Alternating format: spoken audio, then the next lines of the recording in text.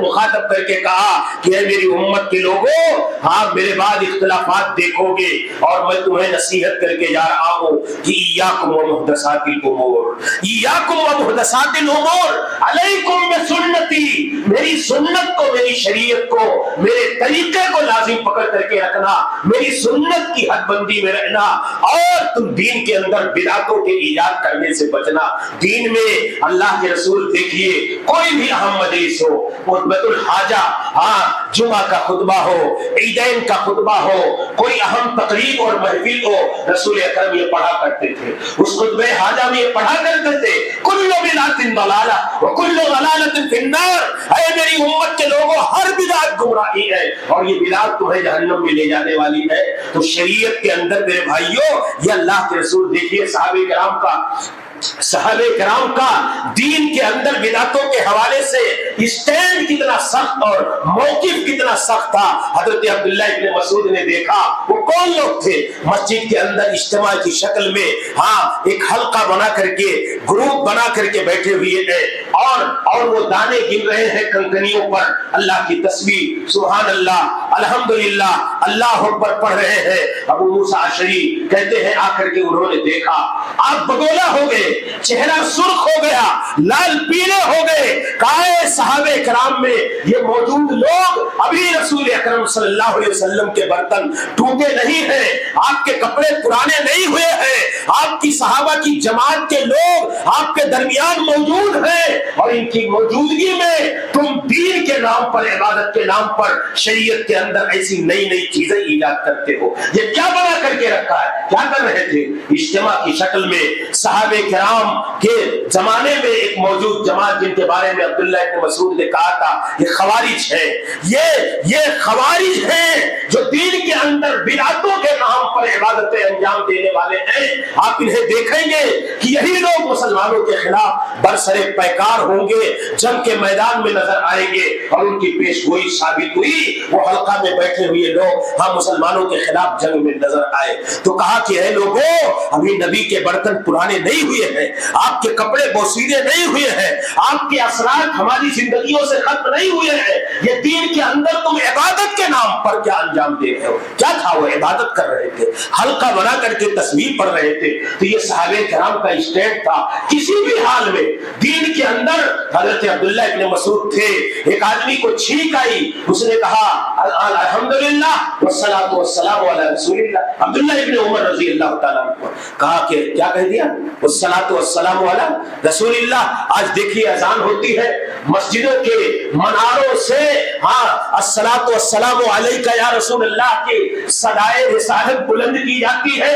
آنے والے کچھ دنوں کے اندر اسے اذان کا حصہ تصور کیا جائے گا۔ جو لوگ جانتے ہیں کہ 20 سال پہلے یہ اذان کے حصے کے طور پر نہیں تھا، انہیں کی مسجدوں سے اس طرح کی آوازیں نہیں آتی تھی، اس لیے صحابہ کرام اور ہمارے سالف صالحین بدعتوں پر نکیر کرتے تھے، بدعتوں پر سخت موقف اور اسٹینڈ اختیار کرتے تھے۔ تو کہا کہ عبداللہ ابن عمر رضی اللہ تعالیٰ عنہما کے پاس ایک آدمی کہا الحمدللہ والصلاۃ والسلام علی رسول اللہ۔ کیا غلط کیا اس نے؟ کیا غلط کیا؟ چھینک آئے تو کیا کہنا چاہیے؟ الحمدللہ۔ چھینکنے کے بعد اس نے الصلاۃ والسلام علی رسول اللہ بھی کہہ دیا الحمدللہ کے ساتھ۔ اب ظاہری طور پر تو غلط نہیں لگ رہا، رسول پر درود ہی تو بھیج رہا ہے۔ ہمارے بھائی جو عبادتیں انجام دیتے ہیں، نیکیاں کرتے ہیں، جو عبادتوں کے نام پر شب بیداری، رات کا جاگنا، یہ ساری چیزیں دیتے ہیں، کہتے ہیں یہ کس بنیاد پر؟ نیکی کے نام پر، شریعت کے نام پر۔ تو دین کے اندر یہ کسی عام آدمی کو اتھارٹی نہیں ہے کہ وہ کسی بھی بنیاد پر دین کے اندر عبادت کرنا شروع کر دے، وہی عبادتیں مقبول ہیں۔ رسول اکرم نے کیا کہا؟ من عمل عملا لیس علیہ امرنا فہو رد، جو وہ عمل کرے جو مجھ سے ثابت نہیں ہے وہ مردود ہے، ریجیکٹ ہے، ناقابل قبول ہے۔ من احدث فی امرنا ھذا، جس نے ہمارے اس دین اور شریعت کے اندر دین اور عبادت اور اللہ کی مرضی اور خوشنودی کے نام پر نئی نئی چیزیں داخل کی، وہ مردود اور ناقابل قبول ہے، ان کی کوئی حیثیت نہیں ہے۔ یہ رسول اکرم صلی اللہ علیہ وسلم نے اصولی باتیں دے دی۔ اب ہماری ذمہ داری ہے کہ ہم غور کریں کہ دین میں اندر یہ نمازیں کیا یہ شریعت میں ثابت ہے، صحیح احادیث سے ثابت ہے، یا من گھڑت موضوع روایات کی بنیاد پر۔ اب آپ دیکھیں کہ کتنی چیزیں شعبان کی 15ویں رات کے فضائل کے حوالے سے بنا کر کے دلائل دے کر کے لوگوں کو اللہ سے جوڑنے کی، اللہ کے گھروں سے جوڑنے کی کوشش کی جاتی ہے۔ کہا جاتا ہے شعبان کی 15ویں رات قرآن کریم کی ایک آیت بھی پیش کرتے ہیں۔ کوئی حدیث، ایک روایت کے بارے میں علامہ البانی جیسے محققین نے اور بعض محققین نے تو اس روایت پر بھی کلام کیا کہ شعبان کی 15ویں رات کے حوالے سے کوئی ایسی صحیح روایت ثابت نہیں ہے جو اس رات کی تخصیص کے ساتھ اس رات کی فضیلت اور اہمیت کو ثابت کرتی ہے۔ خلاصہ یہ ہے، اس لیے عبادت کے لیے اس رات کا خاص کرنا یہ درست اور جائز نہیں۔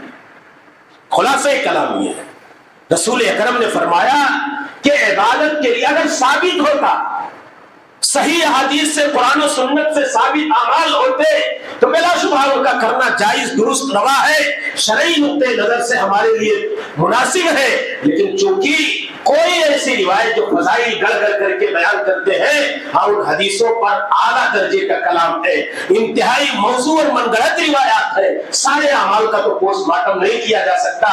2-3 اعمال میں بطور نمونے کے آپ کے سامنے کہتے ہیں اس رات کی فضیلت کے حوالے سے۔ آپ دیکھو، آپ غور کرو، قرآن کریم سے جب آدمی کے پاس دلائل نہیں ہوتے ہیں تو وہ دلیلوں میں تعویلیں کرتا ہے، اس کو توڑ مروڑ کر کے پیش کرتا ہے، اس کی عقل اور مت مار دی جاتی ہے۔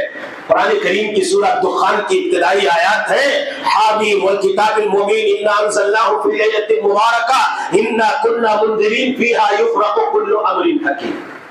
یہ آیات ابتدائی سورۃ الدخان کی، اللہ تعالیٰ نے کہا کہ ہم نے قرآن کریم کو مبارک رات میں نازل کیا، بس اتنا کہا ان آیات۔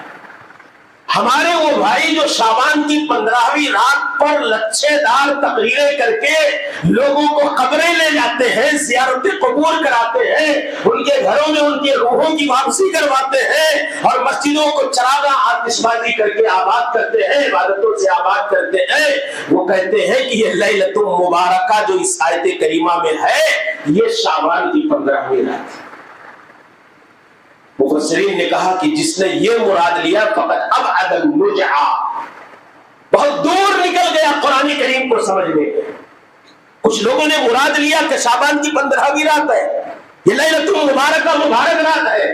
اللہ نے قرآن کب نازل کیا؟ شہر رمضان الذی انزل فیہ القرآن ھدی للناس وبینات من الھدی، مہینہ اللہ نے واضح کر دیا کہ ہم نے رمضان کے مہینے میں نازل کیا۔ پھر اللہ نے رمضان کے مہینے میں ایک رات مختص کر دی، کا مکمل ہم نے قرآن کریم کو بیک وقت ایک رات میں نازل کیا، انا انزلناہ فی لیلۃ القدر، مہینہ رمضان کا، رات قدر کی، دونوں رمضان میں۔ اب یہ قرآن کریم کی اس آیت کریمہ کو لے جا کر کے شعبان میں پہنچا دینا، تو کیا یہ دونوں آیات جو اللہ نے کہا، اللہ کہہ رہا ہے کہ ہم نے رمضان میں قدر کی رات میں نازل کیا، ہم اس سے ٹکراتی نہیں؟ مبارک رات کہی صرف اللہ تعالیٰ نے، تو یہ مبارک رات وہی قدر کی رات ہے جو اللہ نے کہی ہے، برات کی رات نہیں۔ اور برات کا، لیلۃ البراء کا کوئی کنسپٹ شریعت میں نہیں ہے، یہ تو شیعوں کی طرف سے، اس کے پیچھے بھی، اس کے نام کے پیچھے بھی ایک پس منظر ہے جو اسے برات کی رات کہا گیا ہے۔ بہرحال میں اس میں نہیں، تو یہ قرآن کریم کے نزول کی رات نہیں ہے۔ ہمارے بھائی لوگ جو عمل انجام دیتے ہیں، آپ کے سامنے ذکر کرنے کا مطلب یہ ہے کہ لوگ گمراہ کر جاتے ہیں، تو ہم لوگوں تک یہ باتیں پہنچائیں۔ نزول قرآن کی رات قدر کی رات ہے، مہینہ رمضان کا ہے۔ شعبان اور رمضان، شعبان کے مہینے سے نزول قرآن کا کوئی لینا دینا نہیں۔ ہمارے بھائی لوگ ایک نماز پڑھتے ہیں، الصلاۃ الالفیہ، ہزاری نماز، 100 رکعت پڑھی جائے۔ جانتے ہیں ابن رجب حنبلی نے کہا، ابن عز نے کہا کہ بڑی بدعت ہے، خطرناک بدعت ہے، انتہائی قبیح بدعت ہے شریعت میں، اور اسے دین کا حصہ بنا دیا گیا، دین بنا دیا گیا۔ وہ بدعت جو صرف بدعت کے نام پر دین میں آئی، ہم اسے نیکی کے طور پر انجام دیا جانے لگا، یہ ہماری بدنصیبی نہیں تو۔ الصلاۃ الفیہ ہزاری نماز 100 رکعت رات میں پڑھی جائے اور ہر رکعت میں 10 بار سورۃ الاخلاص قل هو اللہ احد پڑھے تو 100 رکعت کو 10 سے آپ ضرب دے دیجئے 1000 ہو گئے تو ہزاری نماز ہو گئی. جانتے کیسے ابن رجب حنبلی نے لطائف المعارف میں لکھا کہ نابلس فلسطین کا ایک شہر ہے 2 پہاڑیوں کے دامن میں. ایک آدمی تھا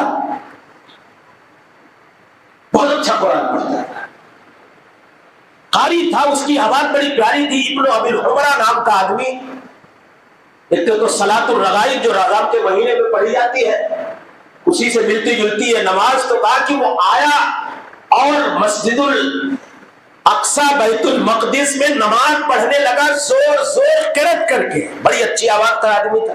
ابن ابی الحمرہ 448 ہجری کی بات ہے. ابن رجب حنبلی نے اپنی کتاب میں لکھا ہوا ہے اور دوسرے علماء نے لکھا کہ وہ آیا مسجد اقصی میں نماز پڑھ رہا ہے, اس کی آواز سے متاثر ہو کر کے ایک آدمی اور آیا, پھر 2-3 آدمی آ گئے, 4 آدمی آ گئے, 1 سال پڑھ کر کے چلا گیا.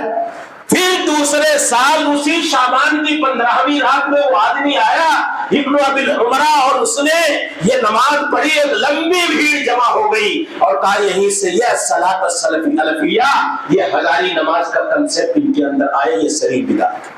اب آپ بتاؤ رسول اکرم سے کوئی ثابت نہیں, سلف صالحین سے کوئی ثبوت نہیں.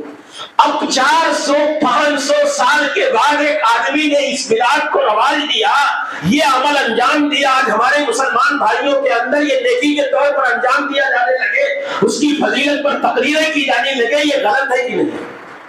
ہمیں سمجھنا چاہیے, دین کے مزاج کو سمجھنا چاہیے, دین کی روح کو سمجھنا چاہیے. اور دوسروں کو میرے بھائیوں ذکر کرنے کا مقصد یہ ہے کہ ہم اپنے عقید و ایمان کے استحکام اور سنت سے لزوم اور تمسک بالسنہ کے اس جذبے پر اللہ رب العالمین کا شکر ادا کریں اور اللہ کے صحیح اور سچے دین کو لوگوں تک پہنچائیں. یہ ہماری ذمہ داری. اسی طرح پیش کیا جاتا ہے کہ رسول اکرم صلی اللہ علیہ وسلم نے کہا, اس کے حوالے سے ایک بات کہ اذا كانت ليلة النصف من شعبان فقوموا ليلها وصوموا نهارها, ابن ماجہ کی روایت. رسول اکرم نے کہا, یہ بیان کیا جاتا ہے ابن ماجہ کے حوالے سے کہ جب شعبان کی 15ویں رات ہو تو دن میں روزے رکھو اور رات میں راتیں جاگو. یہ ابن ماجہ کی اس روایت کی روایت جس کو لوگ پکڑ کر کے دلیل موضوع روایت کو پکڑ کر کے سب دن میں روزہ رکھتے. شعبان کوئی پورے مہینے میں روزہ رکھے نہ رکھے, لیکن شعبان کی 15 تاریخ کو شب برات کا روزہ ضرور رکھے گا, راتوں کو ضرور جاگنے کی کوشش کرے گا. کہتے ہیں کہ الوانی رحمۃ اللہ علیہ ھذا اسناد مجموع علی ضعفہ وهو عندي موضوع, تاکہ اس کی ضعیف ہونے پر علماء حدیث کا اتفاق ہے. جو کہا گیا کہ رات کو جاگو دن کو روزے رکھو, علامہ البانی رحمۃ اللہ علیہ کہتے ہیں کہ اس حدیث کے ضعیف ہونے پر مکمل اتفاق. وعندی موضوع, اور میرے نزدیک یہ روایت بڑی من گڑھت ہے, بنائی ہوئی ہے, یہ شریعت میں رسول اکرم سے ثابت شدہ نہیں ہے. پھر کہتے ہیں لأن ابن ابی صبرہ رموہ بالوضع کما فی التقریب. ابن حجر کی کتاب تقریب التہذیب کے حوالے سے ذکر کرتے ہیں کہ یہ آدمی حدیثیں گڑھا کرتا تھا جو اس سند کے اندر ہے. ابن ابی صبرہ اور بوصیری زوائد کے اندر لکھتے اسنادہ ضعیف, اس روایت کی سند ضعیف ہے کیونکہ اس میں راوی ابن ابی صبرہ یہ کیا کہتے ہیں ضعیف راوی ہے.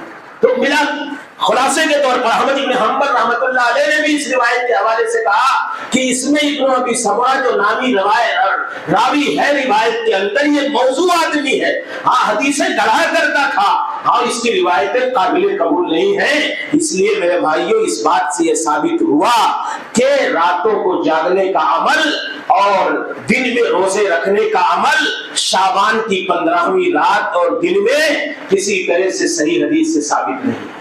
قبرستان جاتے ہیں ہمارے بھائی لوگ, سال بھر جائیں نہ جائیں, قبروں کی زیارت کا مقصد کیا ہے؟ جائیں تو آخرت کی یاد آئے, لوگوں کے لیے, مردوں کے لیے, وہاں دفن لوگوں کے لیے, اپنے مسلمان بھائیوں کے لیے کیا کریں؟ دعائیں کریں. یہی مقصد ہے اصل قبروں کی زیارت کا. اور چراغاں, وہ رنگینیاں, وہ لائٹنگ, وہ نمائش, وہ زیبائش, وہ آرائش, وہ ساری چیزیں دیکھ کر کے آدمی کو قبر کی یاد آئے گی. اور روایت جو پیش کی جاتی ہے کہ آپ بتائیے کتنے لوگ ہیں جو اس عمل کو ایک بڑی نیکی سمجھتے ہیں کہ شعبان کی 15ویں رات کو قبرستان جانا بہت ضروری عمل ہے، بہت ضروری عمل ہے۔ مغرب کے بعد سے لے کر کے صبح طلوع فجر تک تانتا لگا ہوا ہوتا ہے، قبروں کی زیارت کے حوالے